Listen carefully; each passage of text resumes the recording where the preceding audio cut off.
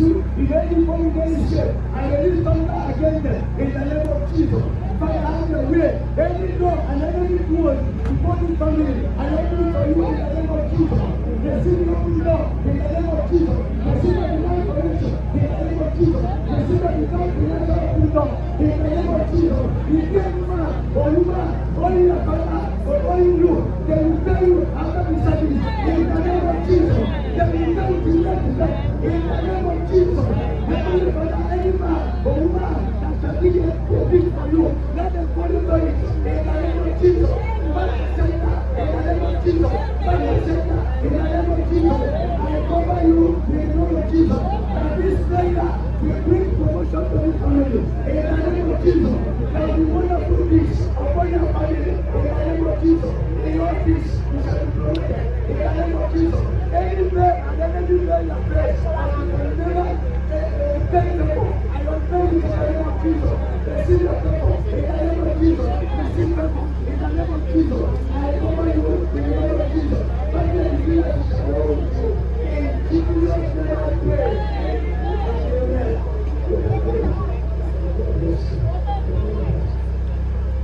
Bring something for offering. Yes, so here, I know you here, you got here, Canada. You know you well. In your water, although most of the people now, and the woman that she are all the time on the cost no, this offering I get here. So I want you to dig behind your pockets and bring money. I know it's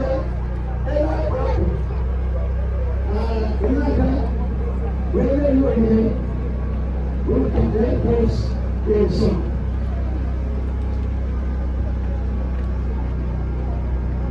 Just let open up.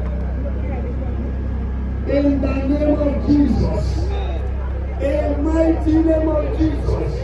When you mind your I like when I don't go, I cannot hear you. We're talking about Jesus. We're talking about Jesus. Let me pray. And amen.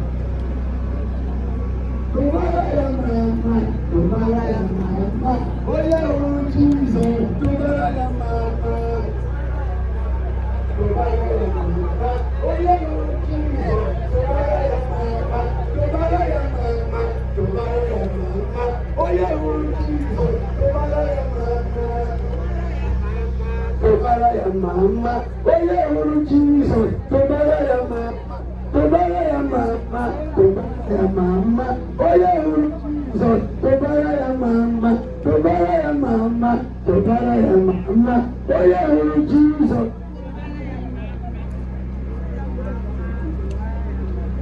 Oye uru Jesus, tobara ya mama, tobara ya mama, tobara ya mama, oye uru Jesus, tobara ya mama.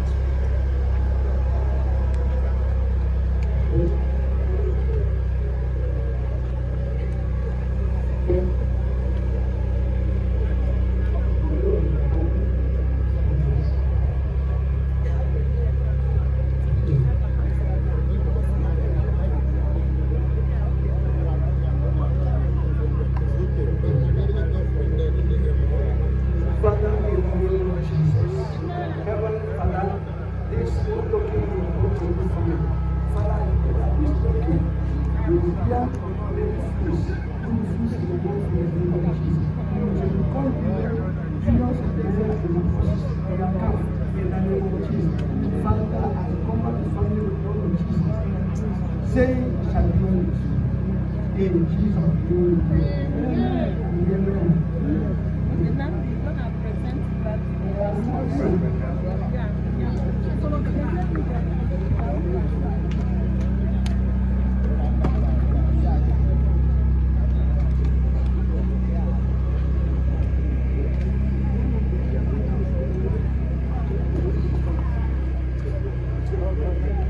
Hallelujah. Because today you can defend that with the family.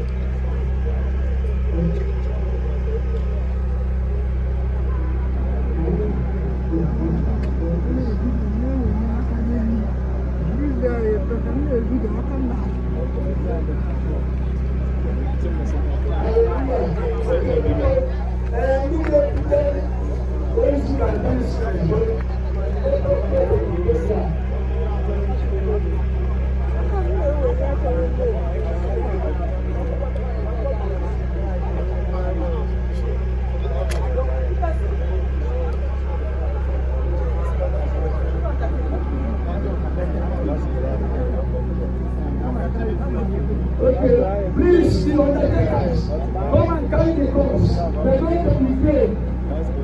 Oh, it's very God. God bless you for coming. Amen.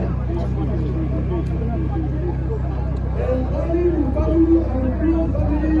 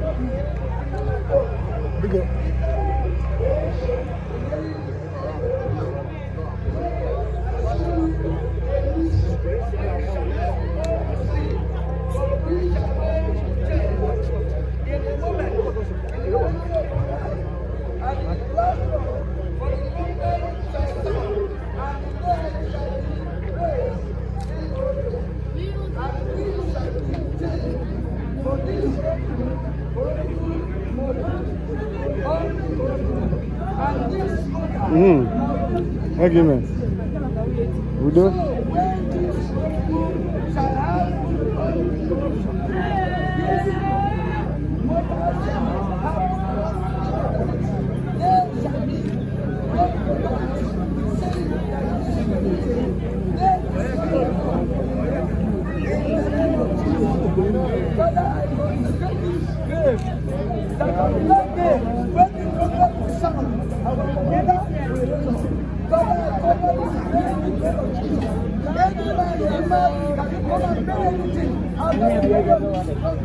I cancel the power in the name of Jesus. I command the power of God that God will turn against it in the name of Jesus. Every spirit that will lead to come to the right I lift up the name of Jesus. The fire of God in the name of Jesus. I command to pray in the name of Jesus. Yeah, Banza. Banza. Let's go.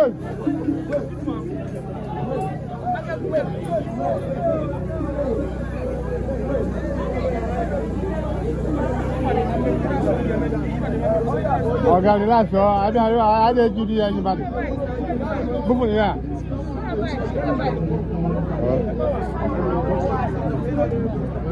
Mani ne wo di da block. Oh, okay, ila ma si so na ba yi.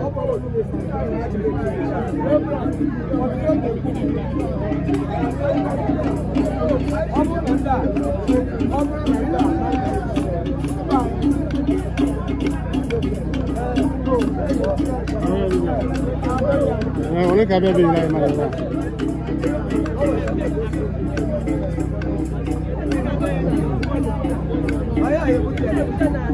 Oga.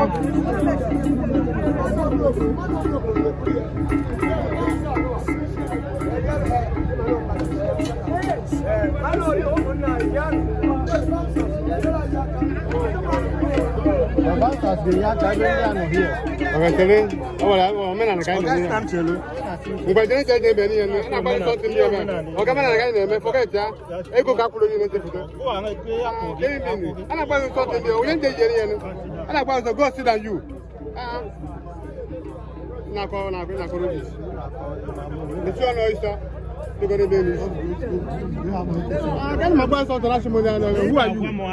Get out of bed. Go sit down.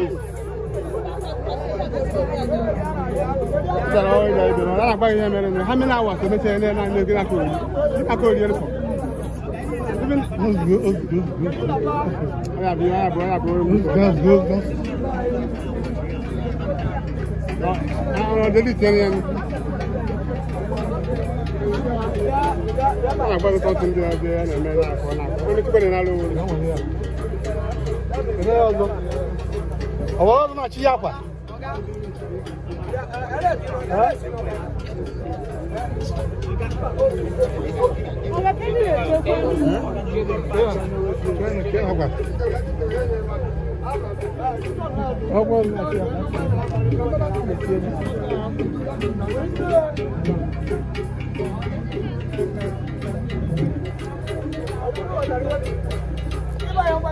Ọ̀gá da sí àkáǹtì ẹ̀ náà bí wọ́n àwọn àdìpọ̀ awútẹ́ jẹjẹ wò ó táwọn kẹfà ní iná.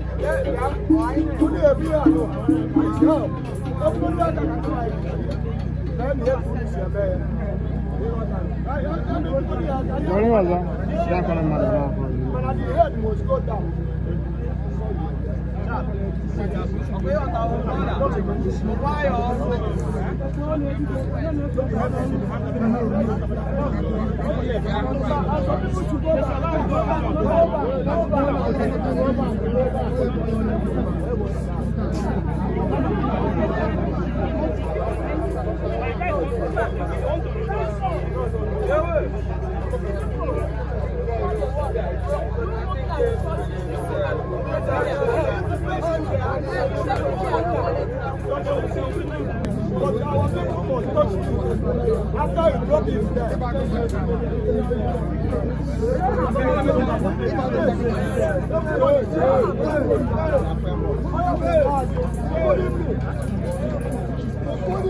Go back.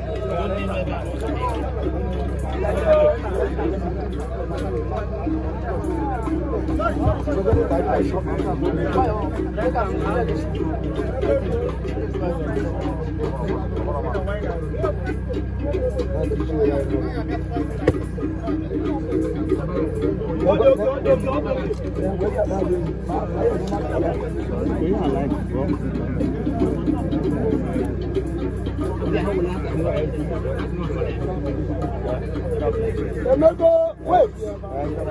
Boss,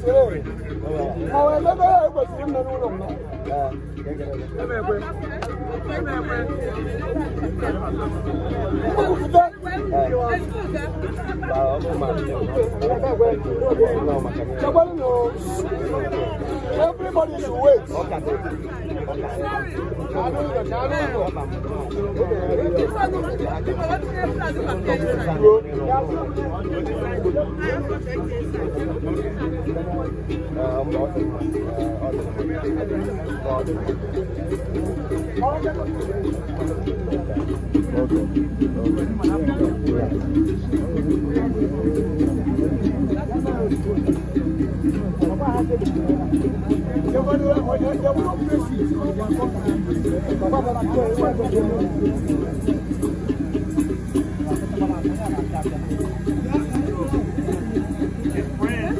American Airlines that he worked for 20+ years gave him this in honor of him. I wanted to make sure that this was the type of guy which he loved working at American Airlines.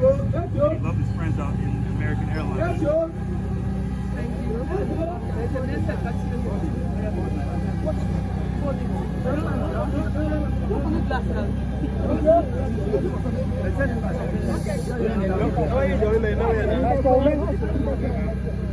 Phone guy is good.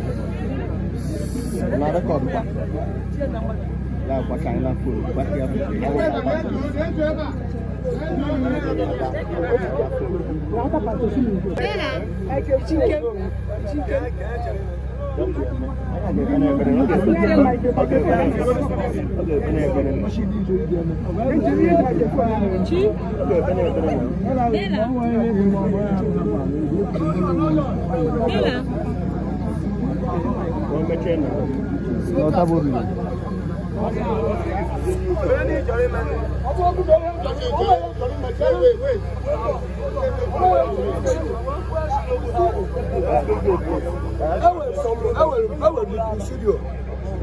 Our brother now, I want to chat.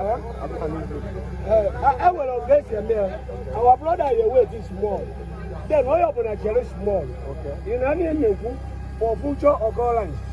And 1 minute or 2 minutes is okay. Emergency a place so emergency.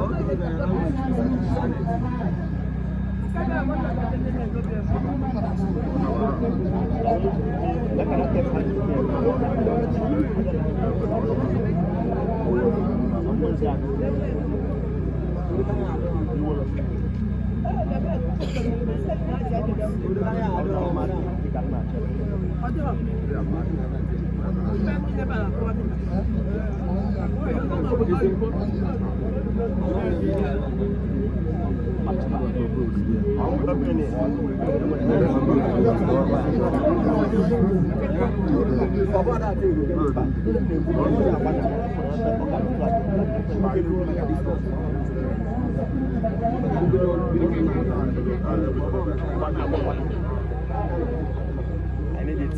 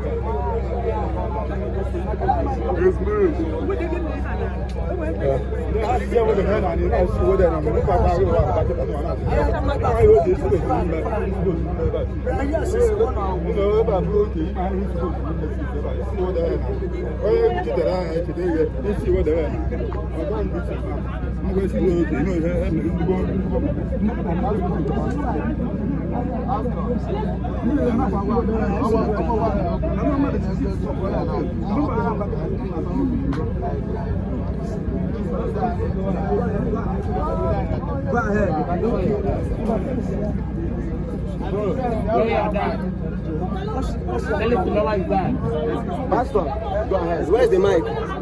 Where's the mic? Where's the mic? Bro, we can hear you, Pastor. We can hear you. Go ahead. We can come to you. Pastor, continue.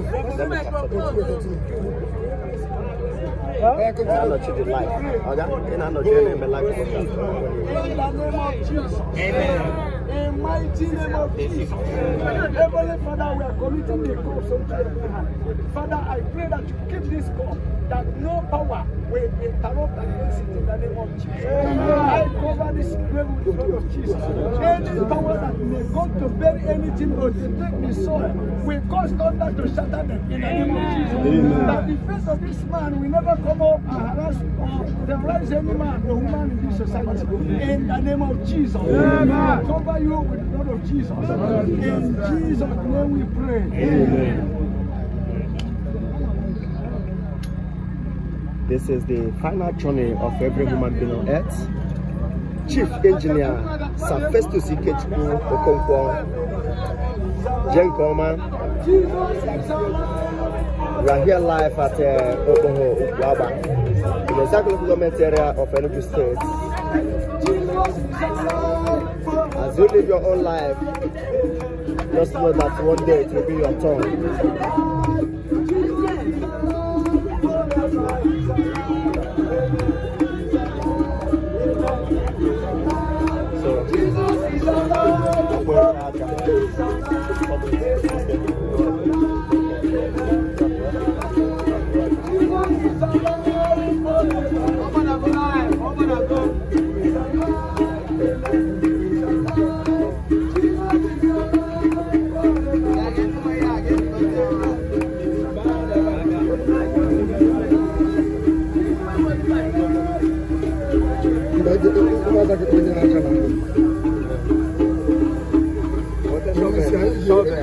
Shovel.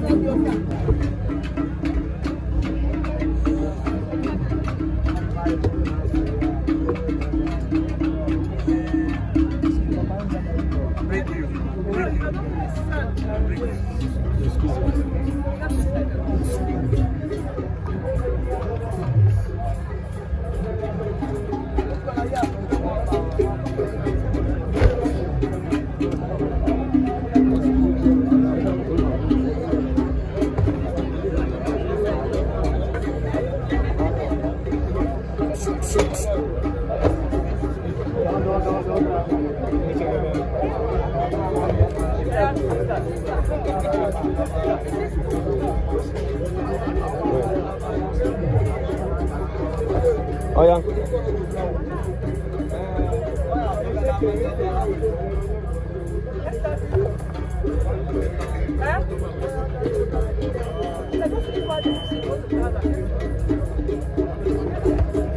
It's okay. It's okay. She's back.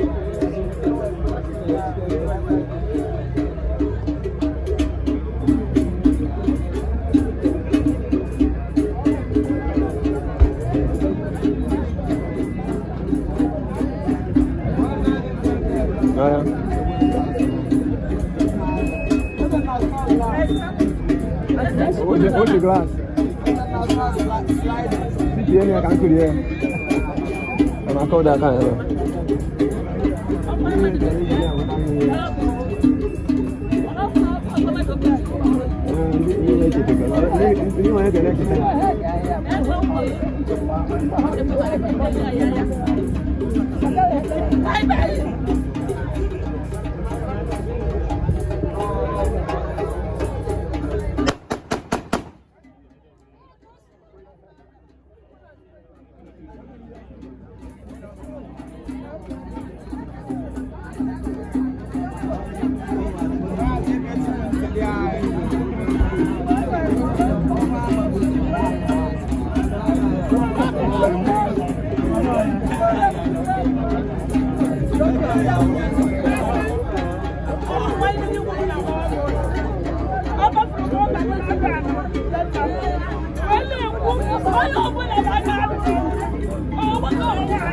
Go ahead, John. Oh, I can't do it. Go ahead, I can't name it.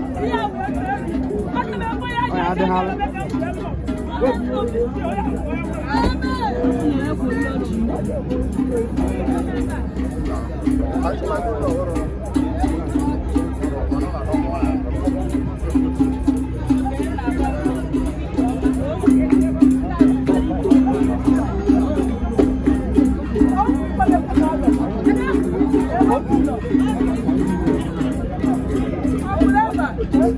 But go with that boy, I don't know.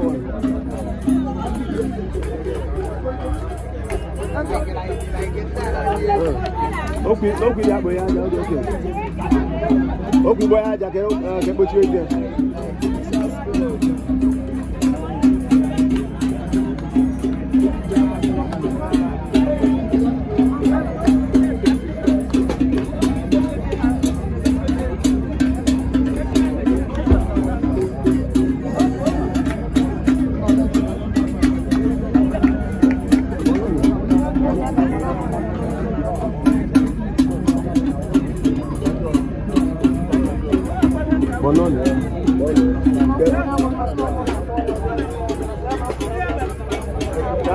Get what I said. You go what I said. You go jump, boy. You said that boy. Fire, that boy.